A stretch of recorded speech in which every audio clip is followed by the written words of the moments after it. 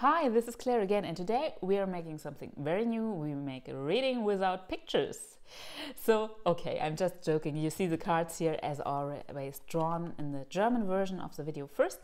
But what I wanted to tell you and wanted to show you, I found out not so long ago that it's quite easy online or wherever to get blanco cards. These are cards that are not printed with any motifs, so you can paint your own onto it. And this is something, especially when the winter time is coming now, Christmas will be approaching, the 12 nights are coming, which are very important in Germany again. So we call this Rauhnächte or Unternächte or whatever. So there are many different regional words for that. And this is a time of magic, of divination, of mystery, of contact to the ancestors, all of that. And so maybe this could be your little project too. I know many people who are watching the videos are creative folks or people who like to be it. And before we come to the cards, I want to encourage you to do things like that. You don't have to draw cards if you don't feel inclined to do it. But maybe you want to do something different, and I always encourage people to do things like that because we live in a consumer society, so to say, and consumerism or consuming means taking things in. And energetically, I don't know how to say this proper in English, this means taking things in, and taking things in is wonderful. Nothing against it, you have to take some things in, but we do not put many things out. Yes, like in spirituality, in many cultures or in old ages, people put many things out. They draw things, they created rituals to express things. These are all things that go from you into the universe, so to say. This is not like taking something in and taking in and taking in, because they are the artists, the professionals, whomever. Yeah, they are the ones who know how to do it right. So I better take their stuff, and I don't express my own because I'm just average, so to say. And this is far from true. Everyone is part of the whole thing, yeah, everyone. And if you look, for example, for rock paintings, or for example for spiritual art coming from the Congo, from Africa, from where all these lines are drawn, or the Veve in voodoo or things like that, spiritual art is very often encoded. It is an art and a language in symbols. It can be very easily, for example, when a shaman draws something like a healing picture, there are some traditions where healing pictures are made, or where even scissor cuts, is it called like this? When you have paper and you make certain cuts and then you unfold it and you have like an animal or something like that. This, for example, is in the far east of Siberia, a tradition of healing or drawing these animals and spirit animals. And this is not about drawing the most beautiful, for example, frog for healing or something like that. This is about giving an entrance door to the energy. This is like the, for example, the frog energy. When, just an example, when you draw the frog energy, and your frog can be ugly, so to say it with a Western mind. Yeah, it can be optical ugly, but when you do it with love and you draw your little frog, and it is maybe very stylized, so very easy way to draw it, more like a symbol. The frog energy knows it, and it sees it, and it feels it, and it's made from the heart, so there is an energy connection, and then the frog energy will come through and work for you. Yeah, so this is something I always encourage people to do, especially now when winter is approaching. Do your thing if you like to with blanco cards. I just saw them, I wanted to tell you. One has to have a little look. These cards are like satinized a little bit. You might see this on the camera. So not every pencil or every color works the same on them. But again, this is not about perfection. This is about working with energy. And the other world, or however you want to call it, does not care for us to paint the perfect picture. It is about connecting energies, and a picture is like a mirror where something can come out, so to say. It is like yes, it calls energy, and it is like a portal sometimes. Yeah, everyone knows pictures or has seen pictures, for example, in in a museum or something like that, where you have this feeling of someone looking at you. Yeah, everyone knows the Mona Lisa, for example. This is a very strong example of, yeah, this picture seems to be inspirited. It seems to have its own spirit. There's something looking at me or something like that. So this is all the old shamanic cultures. They knew, and the modern spiritual cultures too, in some ways, they know that pictures are important as portals. Yeah, you even have this in Christianity. Why would you put up an Virgin Mary statue or something like that, or any gods for heathen folks, maybe a Thor statue or something like that? Why would you do this? Because this is like a portal. It's like like a spiritual telephone, so to say. Yeah. So I just wanted to say that. Of course, we will have a look at the cards too, and I think I already had them. This is a Seeker's Lenormand. It is from Andrew Liam Swartz, schoolgarden.net. He's also at Etsy, who also did the wooden tarot. It is cute somehow. This is very pastels always, his works, but also a little bit beyond. I don't know how to say it in English. It is not ambivalent in a negative way, but it is, at the second glance, you see, oh, oops, my camera.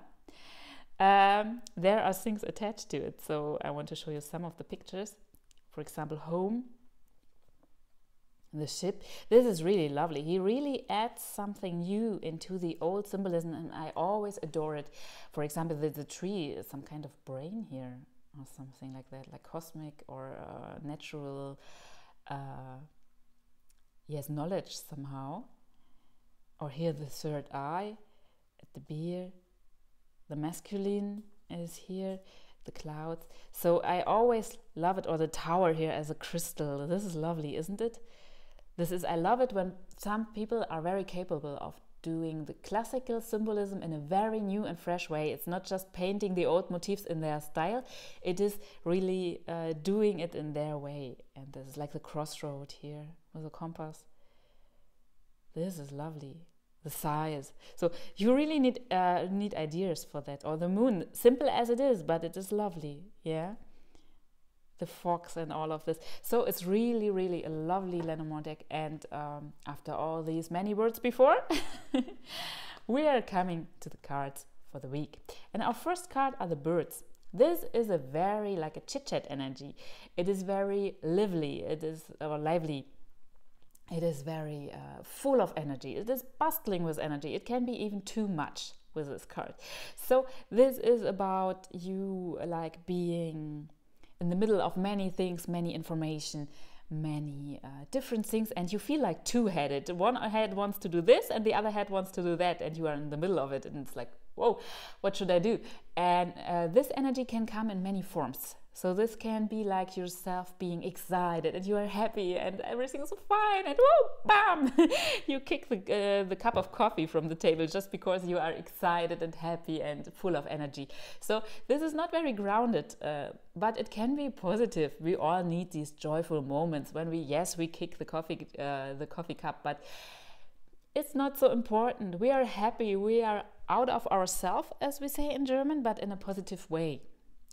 So this can be one part of this energy, or maybe at the other hand, it can feel like, oh, this is too much and I don't know how to think and what to do, and everything is so stirred up. It's too much for me. I feel like I'm having two heads. Everyone is looking in another direction, and all these wings, they are ventilating all this air, and yes, it's too much for me. It's too much. I wanted to have it a little bit calmer. Yeah.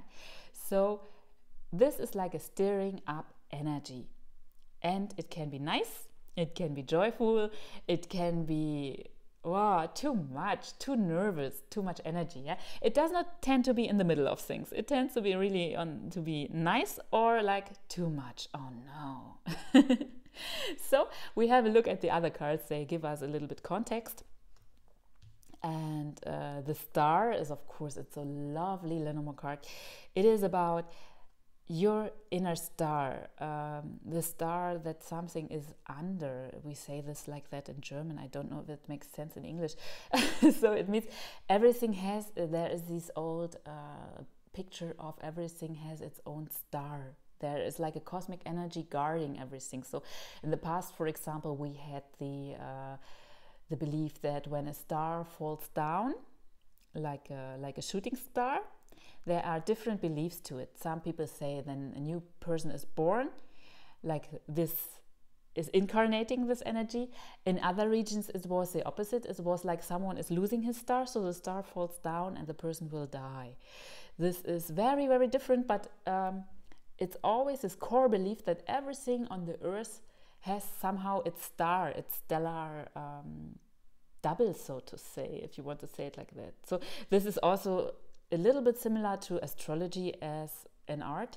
So astrology is also about the star that things are under, as you would say it in German, that are guiding things. Let's say it like this. I think this makes more sense in English. Yes, guiding star, so to say. And this is totally the energy, especially with this card. When I'm reading the cards, I go more with the deck I have in front of me in comparison to the traditional meanings. They are important, but I also want to put in what the artist meant. And here we have this picture of the guiding star. There is this big eye. It is watching for you. It's having you on the screen, so to say. Yes, and this is lovely because this means guidance, and guidance can come in many ways. As I have said in the German version of the video, it sometimes is like a bump in front of your knee. So it is not always, how you say best in English, it's not always nice in the first moment. Sometimes destiny pushes us in a direction and we are like, I don't want that. No.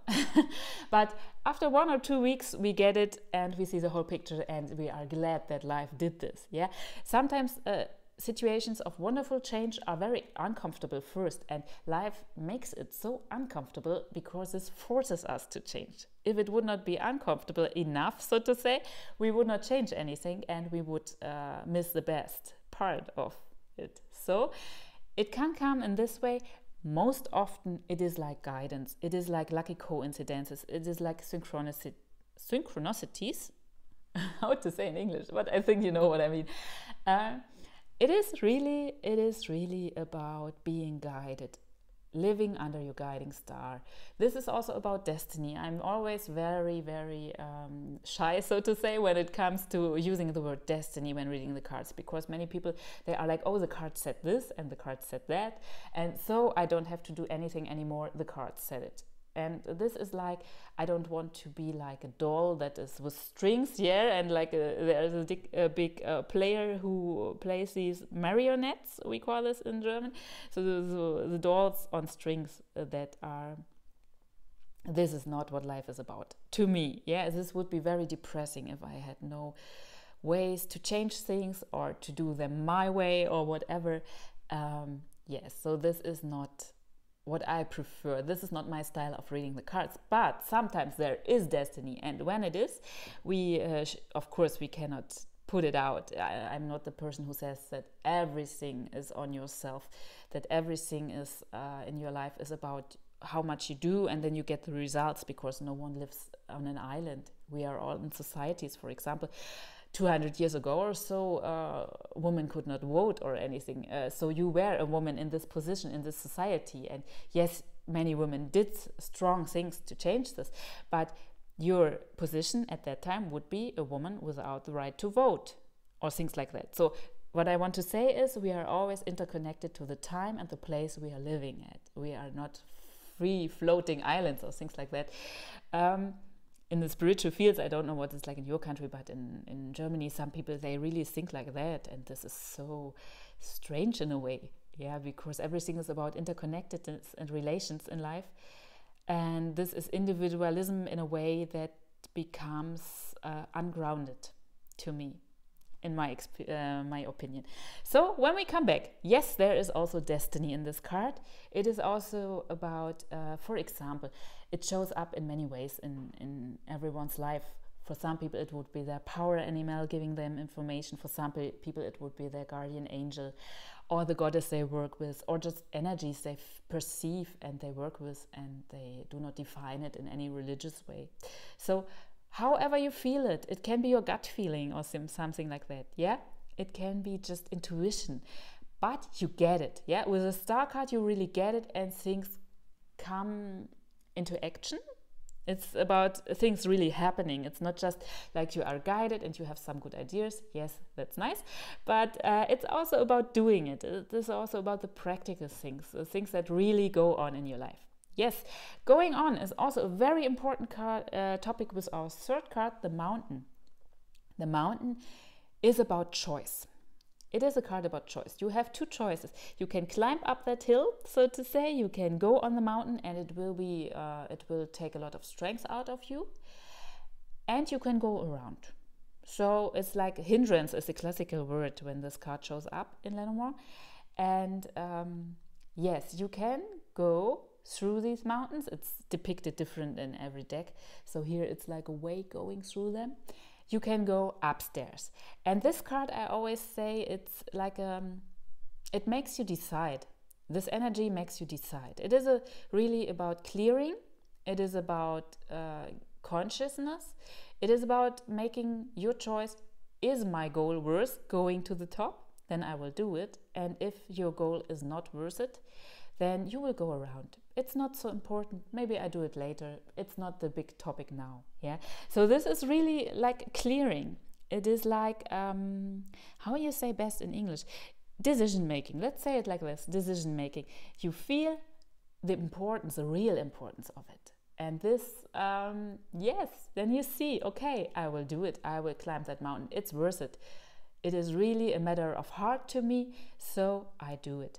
But on the other hand, if it's not a matter of heart, if it's not so important, then you will see this with more clearness when this card shows up. So you won't put your energy into like 10 projects or something like that. You really see, yes, this project is good, but that project not now. At least not now, or maybe never. Yeah. So it's really a decision making, a choice card. It is about wise choices because you see very clearly how much effort you have to put into things, and you see like the mountain is like a little bit, oh, so much, really? And then you see if the matter at hand is really worth it. And when it's worth it, you will climb it up. Yeah. But when it's not worth it, you are more clever, or you are wiser now, so to say. And you know how to decide and to say, okay, at least not now. This is not so important. It's a lovely card. I know at first it looks not so lovely. In some decks, it's like the mountain is in the center or something like that. And it really looks like my way is blocked. There is no way through it. And in this way, it is, it looks like a bad card. But this was in the past. The Lenormand cards were made in a time when you did not have many choices. You were born in your stand or your class, and you could not leave it so easy. Maybe for women through marriage, but you would also always be the low-level class woman who married a rich man, and everyone would know it and everyone would let you feel it or something like that. Yeah, this is they come from a time where you did not have so many possibilities. Yeah, for women especially, but for men also, there was not climbing up the social ladder. Yeah, the segments, the classes were very tight, and this was not much about going up. So the cards were, of course, you also have this with playing cards and so on. Even with tarot, when you read, for example, Weight and all of them, it was much more about like a fated destiny, because you had not all the possibilities you might have today.